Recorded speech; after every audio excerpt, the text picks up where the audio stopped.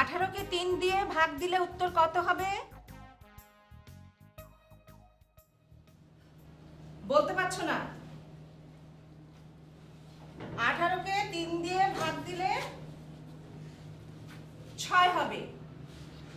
3 6 18 বলো। 3 6 18 একসাথে বলো। 3 6 18 3 6 18 3 6 জাহানারা এদিকে এসো।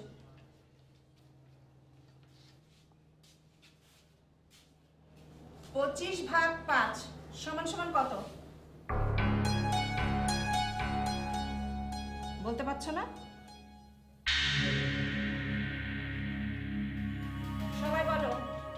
5 1 কে 5 5 1 কে 5 5 দুগুণে 10 5 দুগুণে 10 3 5 এ 15 3 5 এ 15 4 5 এ 20 4 5 এ 20 5 5 এ 25 5 5 এ 25 25 ভাগ 5 সমান সমান 5।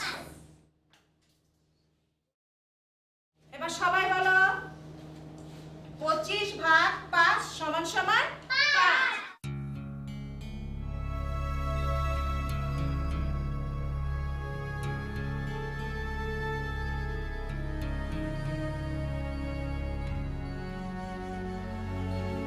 স্যার কি ব্যাপার স্যার, চুপচাপ বসে আছেন, মন খারাপ? হ্যাঁ তা বলতে পারো। বারান্দায় দাঁড়িয়ে মিনারার অঙ্কের ক্লাস দেখছি। তারপর আর কি, কে কি বুঝলো না বুঝলো, আদৌ বুঝলো কি না সেদিকে ওনার খেয়াল নেই। উনি পড়াচ্ছে, পড়ে দায়িত্ব শেষ করছে। কি বলেন স্যার? ছাত্রছাত্রীরা যদি নাই শিখলো তাহলে সে পড়ানোর মানে কি? সেটাই তো, সেটা ভেবেই মনটা খারাপ।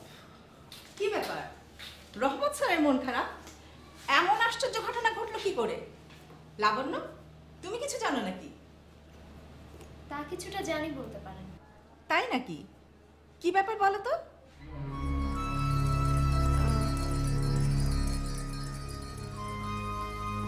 স্যার আমার মনে হয় আপনি আপার সাথে বিষয়টা নিয়ে আলাপ করতে পারেন। কি বিষয় বলুন তো? না, আজকে বারান্দায় দাঁড়িয়ে আপনার ক্লাস দেখছিলাম। আপা, আসলে বাচ্চারা কিন্তু স্কুলে শিখতে আসে। সেটা তো অবশ্যই। জি, আর সব বাচ্চাদের মেধা কিন্তু সমান না, মানে সমান হয়ও না, তাই না? তা তো ঠিকই। সব বাচ্চার মেধা যদি একই রকম হতো তাহলে ক্লাসে সবাই ফার্স্ট হতো। তখন লটারি করে নির্বাচন করতে হতো রোল নাম্বার, তাই না?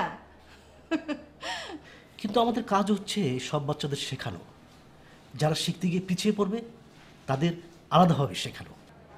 আপনার কথাটা আমি কিন্তু ঠিক বুঝতে পারলাম না। আচ্ছা ঠিক আছে, আমি চেষ্টা করে দেখি আপনাকে বোঝাতে পারি কিনা। স্যার আমি একটু আসছি।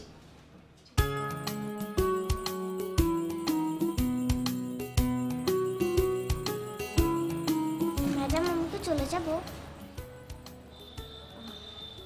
হ্যাঁ তুমি চলে যাও। আচ্ছা তুমি তো দিনারদের বাড়ি চেনো তাই না?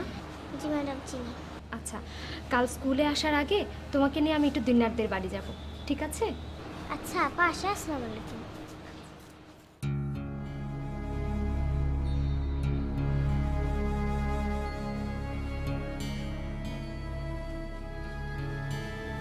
আপা কিছু বলছেন না যে?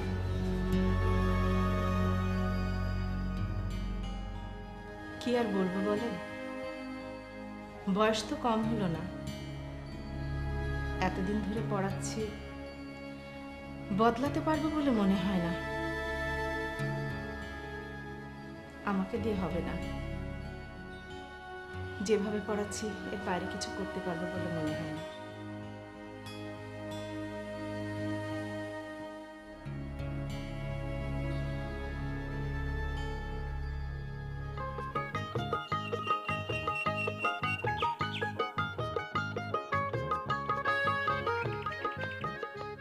বাচ্চু,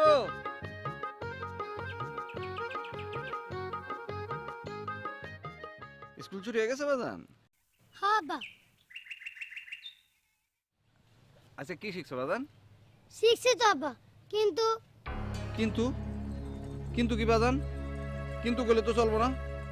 আমরা না গরিব মানুষ বাজান, আমাকে কিন্তু পড়াশোনা না করলে একদম জিন্দগিটা অন্ধকার হয়ে যাবে। ঠিক আছে আব্বা, আর কিন্তু কম না। আব্বা ম্যাডাম আর স্যারে কি পড়ায় আমি কিছুই বুঝি না। বুঝো না কেন বাজান? কেন বুঝো না? আব্বা আমার মাথায় মনে হয় গেলু নাই, আল্লাহ মনে হয় ভুল করে আমার মাথায় চোরের পাখি গিলু দিয়া দিছে। হ্যাঁ তুমি এটা কি কইলা বাজান? তুমি ক্লাস 1 পাস করা একটা শিক্ষিত পোলা, তোমার মুখে কি এই সমস্ত কথা মানায় বাজান?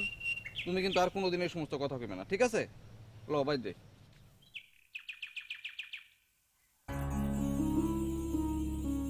লাবণ্য, আমি আজও লুকিয়ে কয়েকটি ক্লাস দেখেছি। আমি আপনাকে খেয়াল করেছি স্যার। যাই হোক কি দেখলেন বলেন। সত্যি বলি লাবণ্য, আমি তো খুব হতাশ হয়েছি। কয়েকজন শিক্ষক ছাড়া অধিকাংশ শিক্ষকই আধুনিক শিক্ষা পদ্ধতি ব্যবহার করছে না। তারা তাদের নিজস্ব পুরনো ধ্যান ধারণার শিক্ষা পদ্ধতি ব্যবহার করছে, যার কারণে বাচ্চারা যা শিখছে তার প্রতি ওদের আগ্রহ কম। আমি কিন্তু একটা বুদ্ধি পেয়েছি। স্যার আপনি একটা কাজ করেন, আজকে টিচার্স মিটিংয়ে আপনি এই বিষয়টা তোলেন। আমি আছি স্যার আপনার সাথে। Thank you. চল চল।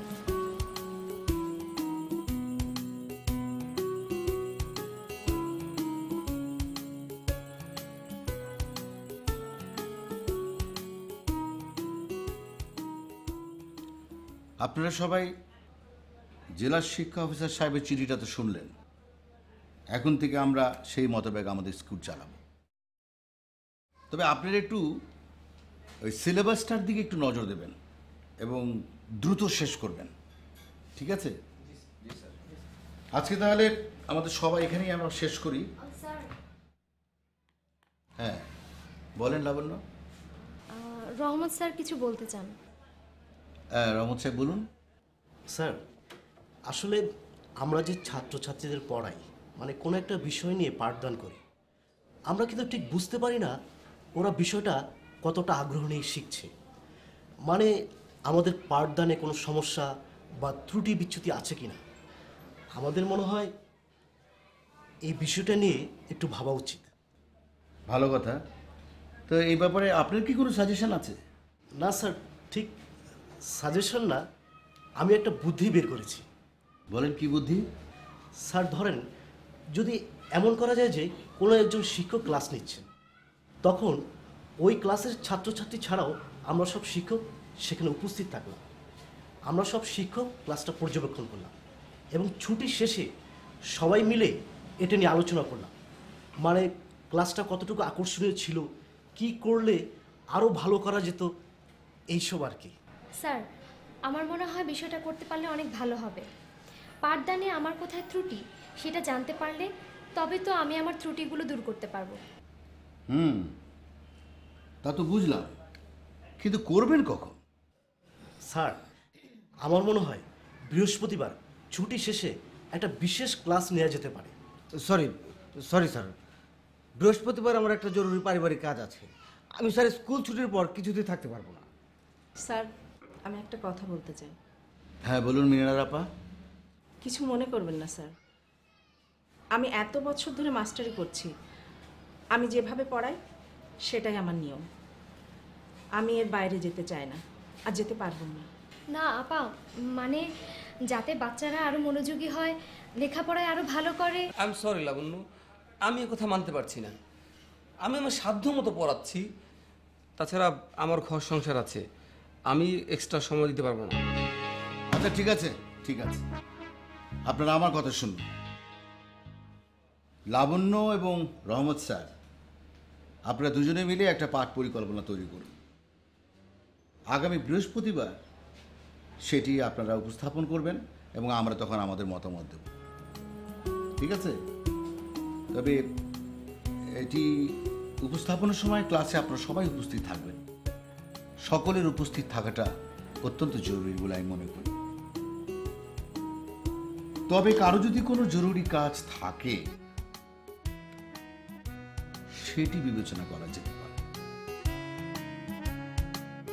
ঠিক আছে?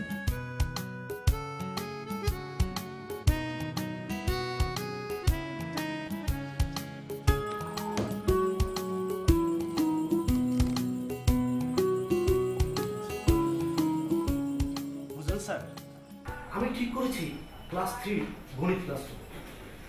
আমি ওদের গুণ অঙ্ক সম্পর্কে পরিষ্কার ধারণা দিতে চাই। আমি বোঝাতে চাই গুণ অঙ্ক শেখাটা কতটা প্রয়োজনীয়। আমি চাইবো ওরা নিজেরাই যে কোনো একটা সমস্যা নিয়ে ভাবো এবং দেখবো কিভাবে সেটা সমস্যার সমাধান খুঁজে বের করে। এতে করে বিষয়টা ওরা খুব ভালোভাবে বুঝতে পারবে এবং আত্মবিশ্বাসী হয়ে যাবে, এটা আমি নিশ্চিত। স্যার, আমার মনে হয় বিষয়টাকে ওদের বাড়ির কোনো বিষয়ের সাথে মেলালে ওরা খুব সহজেই গুণটা শিখতে পারবে। কারণ বিষয়টা ওদের আগে থেকে পরিচিত বলে মনে রাখাটাও সুবিধা হবে। যেমন ধরুন, ওদেরকে জিজ্ঞেস করা যেতে পারে, তোমাদের বাড়িতে কয়টা করে মুরগি এবং গরু আছে? সব মুরগি এবং গরু মিলিয়ে মোট কয়টা পা? ইয়েস লাবণ্য, এটা কিন্তু খুব ভালো একটা আইডিয়া। আরো সহজ হয় যদি ওদের হাত পায়ের আঙ্গুল দিয়ে বোঝানো হয়, কারণ এগুলো তো সবসময় ওদের সাথে থাকে, চাইলে যে কোনো সময় গুণফলটা মিলিয়ে নিতে পারবে পরীক্ষার সময়।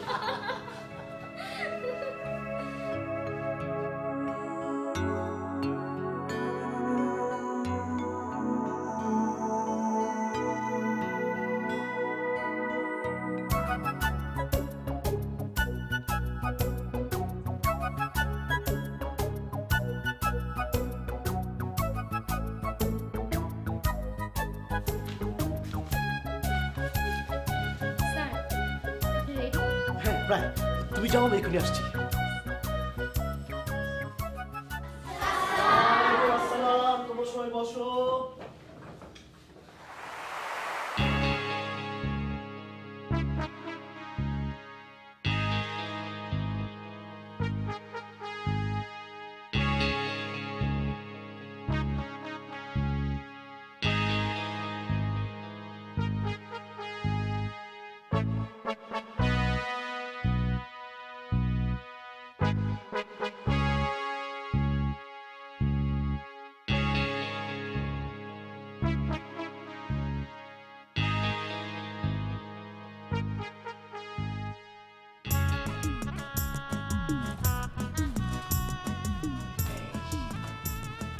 তোমাদের জন্য একটা, তোমাদের জন্য একটা, তোমাদের জন্য একটা।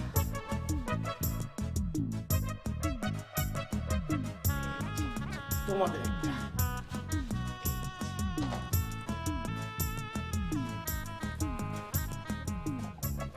তোমাদের সবার সামনে একটি করে প্যাকেট আছে।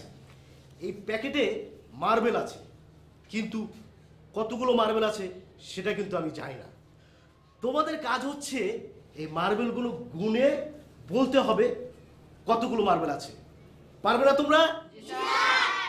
আচ্ছা, আমি যখন 3 গুনবো তখন তোমরা শুরু করবে, ঠিক আছে? 1 2 3 শুরু করো।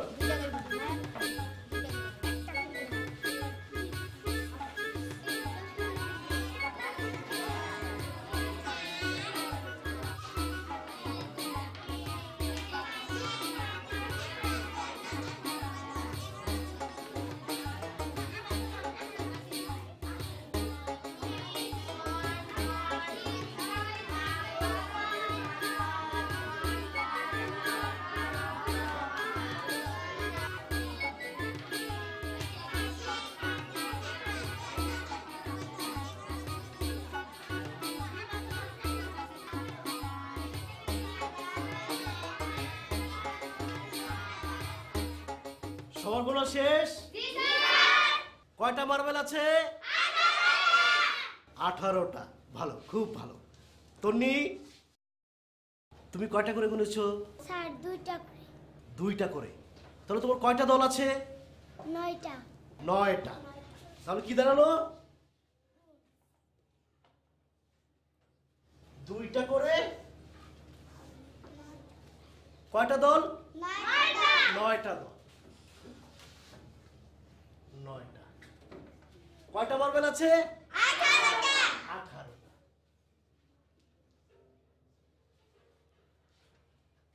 তন্নি, তুমি আবার বসো। সাগর, তুমি দাঁড়াও। তুমি কয়টা করে গুনেছো? 3টা করে। 3টা করে। তোমার কয়টা দল আছে? 6টা। 6টি। আচ্ছা, তাহলে এবার কি দাঁড়ালো? সাগর গুনেছে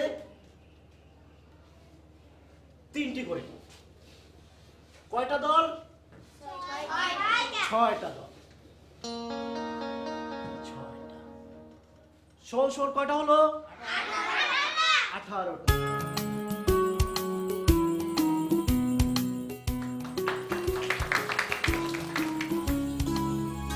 আচ্ছা শোনো, তোমাদের আরেকভাবে গুণ অঙ্ক শেখায়। সেটা হলো, তোমরা সবাই কিন্তু 4জন করে বসেছো, তাই না? আচ্ছা, তাহলে মোট দল হলো 7টা। বসেছে কজন করে? 4 জন করে। 4 গুণ 7 কত হবে? 28।